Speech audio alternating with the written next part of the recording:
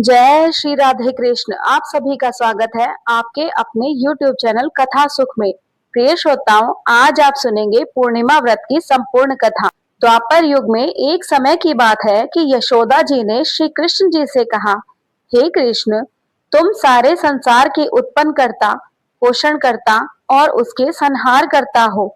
आज कोई ऐसा व्रत मुझसे कहो जिसके करने से मृत्यु लोक में स्त्रियों को विधवा होने का भय न रहे तथा यह व्रत सभी मनुष्यों की मनोकामनाएं पूर्ण करने वाला हो। श्री कृष्ण जी कहने लगे, हे माता, तुमने अति उत्तम प्रश्न किया है। मैं तुमसे ऐसे ही व्रत को सविस्तार कहता हूँ। सौभाग्य की प्राप्ति के लिए स्त्रियों को 32 पूर्णिमाओं का व्रत करना चाहिए। इस व्रत को करने से स्त्रियों को सौभाग्य संपत्ति मिलती है। यह व्रत अचल सौभाग्य को देने वाला और भगवान शंकर के प्रति मनुष्य मात्र की भक्ति को बढ़ाने वाला है। यशोदा जी कहने लगी, हे कृष्ण, सर्वप्रथम इस व्रत को मृत्यु लोक में किसने किया था, इसके विषय में सविस्तार कहिए।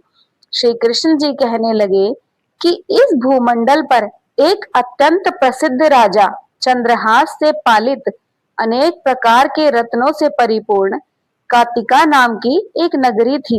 वहां धनेश्वर नाम का एक ब्राह्मण था और उसकी स्त्री अति सुशील रूपवती थी।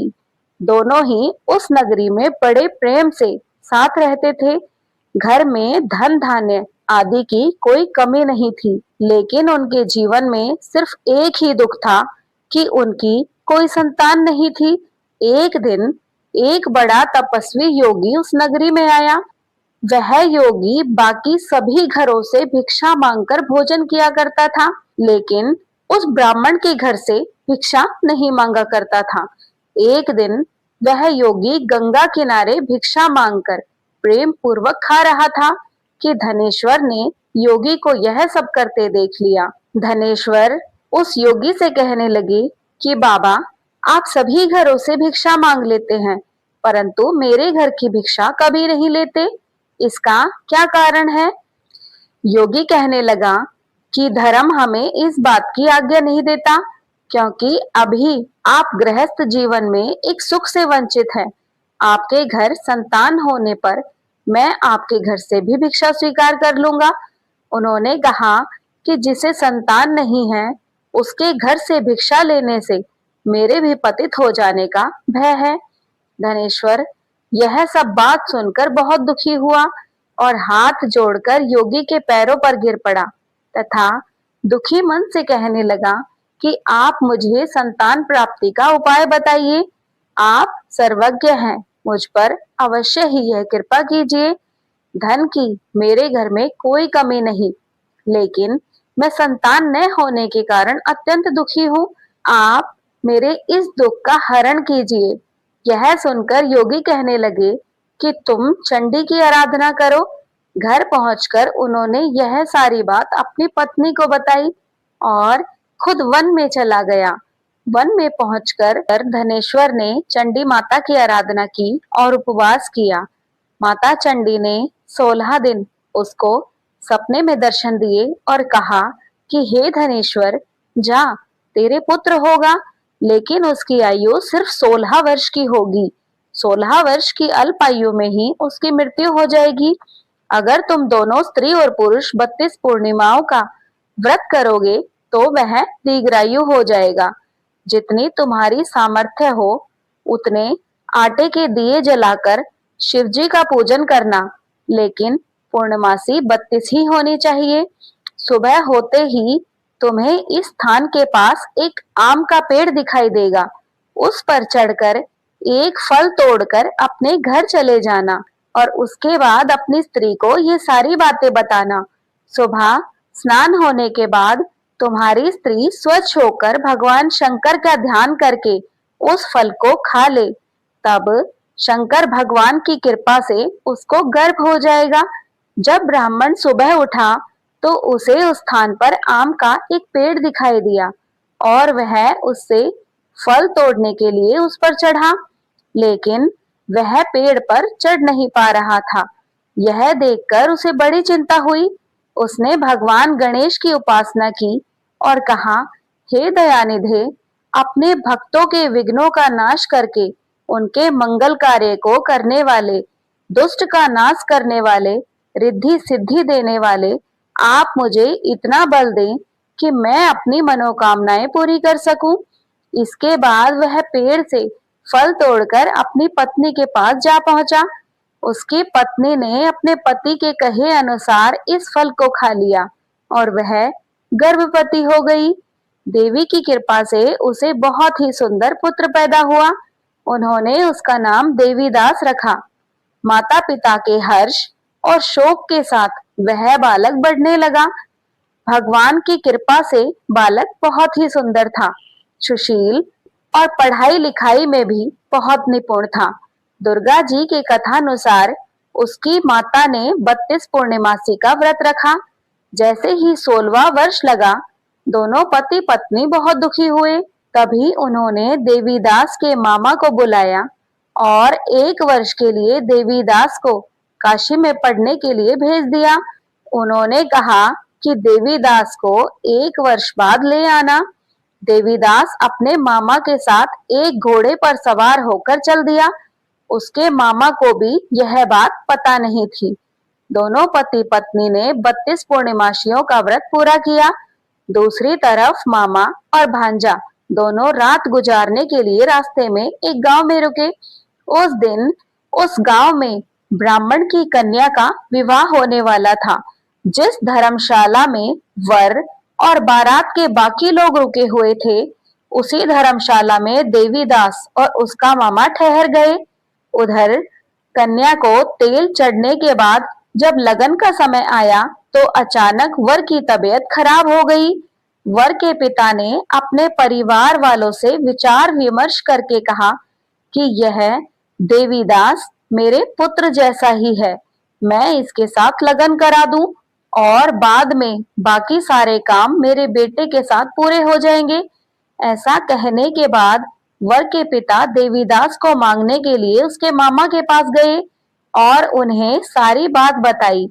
मामा ने कहा कि कन्यादान में जो कुछ भी मिलेगा वो हमें दे दिया जाए। वर के पिता ने बात स्वीकार कर ली। इसके बाद देवीदास का विवाह कन्या के साथ संपन्न हो गया। इसके बाद वह अपनी पत्नी के साथ भोजन न कर सका और मन में विचार करने लगा कि न जाने यह किसकी पत्नी होगी। यह सोचकर उसकी आंखों में आंसू आ गए। तब वधू ने पूछा कि क्या बात है, आप उदास क्यों हैं? तब उसने सारी बातें पत्नी को बता दी। तब कन्या कहने लगी कि यह ब्रह्म विवाद के विपरीत है। आप ही मेरे पति हैं, मैं आपकी ही पत्नी रहूंगी, किसी अन्य के नहीं।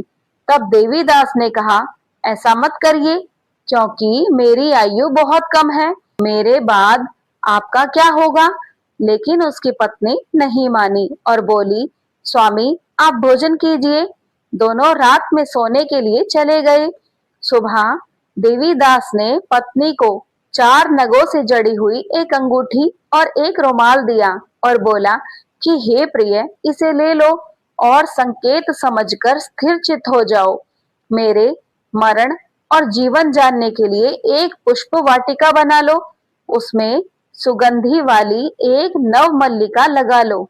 उसको प्रतिदिन जल से सींचा करें और आनंद के साथ खेलो कूदो। जिस समय और जिस दिन मेरा प्राणांत होगा, उस दिन यह फूल सूख जाएंगे।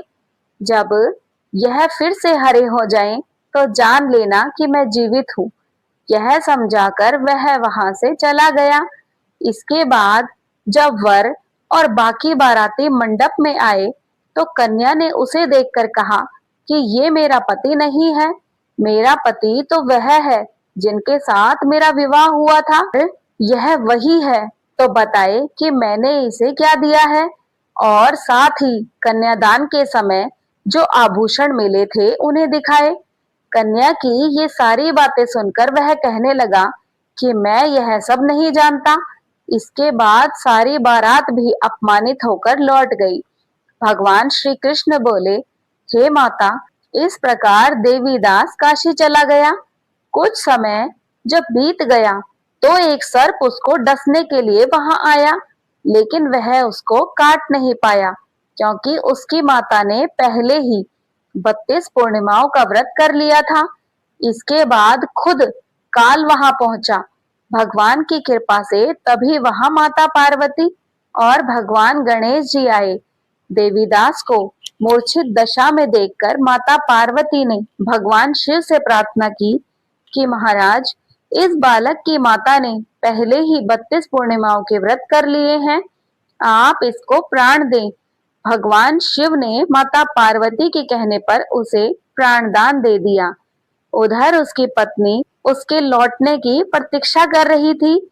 उसकी पत्नी ने जाकर देखा कि पुष्प और पत्र दोनों ही नहीं हैं, तो उसको बहुत आश्चर्य हुआ। और जब उसने देखा कि पुष्प वाटिका फिर से हरी हो गई, तो वह समझ गई कि उसका पति जिंदा हो गया। इसके बाद वह बहुत ही प्रसन्न होकर अपने पिता से कहने लगी कि मेरे पति जीवित हैं, आप उनको ढूंढिए। जब 16वां वर्ष व्यतीत हो गया तो देवीदास भी अपने मामा के साथ काशी चल दिया। उधर उसकी पत्नी के परिवार वाले उन्हें ढूंढने के लिए ही जा रहे थे कि उन्होंने देखा कि देवीदास और उनका मामा उधर ही आ रहे हैं। उनको देखकर उनके सास ससुर बहुत प्रसन्न हुए और उसे अपने घर ले गए। वहां सारा नगर इकट्ठा हो गया और कन्या ने भी उसे पहचान लिया था। देवीदास इसके बाद अपनी पत्नी और अपने मामा को लेकर वहां से चल दिया। उसके ससुर ने भी उसे बहुत सा दान दहेज दिया। जब वह अपने घर की तरफ चल रहा था तो उसकी माता पिता को लोगों ने खबर कर दी कि तुम्हारा पुत्र देवीदास अपनी पत्नी और मामा के साथ आ रहा है। ऐसा समाचार सुनकर तो उन्हें विश्वास ही नहीं हुआ। लेकिन जब देवीदास आया और उसने अपने माता पिता के पैर छुए तो देवीदास के माता पिता ने उनका माथा चूमा और दोनों को अपने सीने से लगा लिया। दोनों के आने की खुशी में धनेश्वर ने बहुत दान दक्षिणा ब्राह्मणों को दी। श्री कृष्ण जी कहने लगे कि इस तरह धनेश्वर को 32 पूर्णिमाओं के व्रत के प्रभाव से संतान प्राप्त हुई। जो स्त्रियां इस व्रत को करती हैं वह जन्म जन्मांतर तक वैधव्य का दुख नहीं भोगती और सदैव सौभाग्यवती रहती हैं। यह मेरा वचन है। यह व्रत संतान देने वाला तथा सभी मनोकामनाओं को पूरा करने वाला है। तो सभी प्रेम से बोलिए भगवान शिव शंकर की जय, माता पार्वती की जय। प्रिय श्रोताओं, यदि आज की यह पावन कथा आपको पसंद आई हो तो कृपया इसे लाइक, शेयर, सब्सक्राइब करना न भूलिएगा।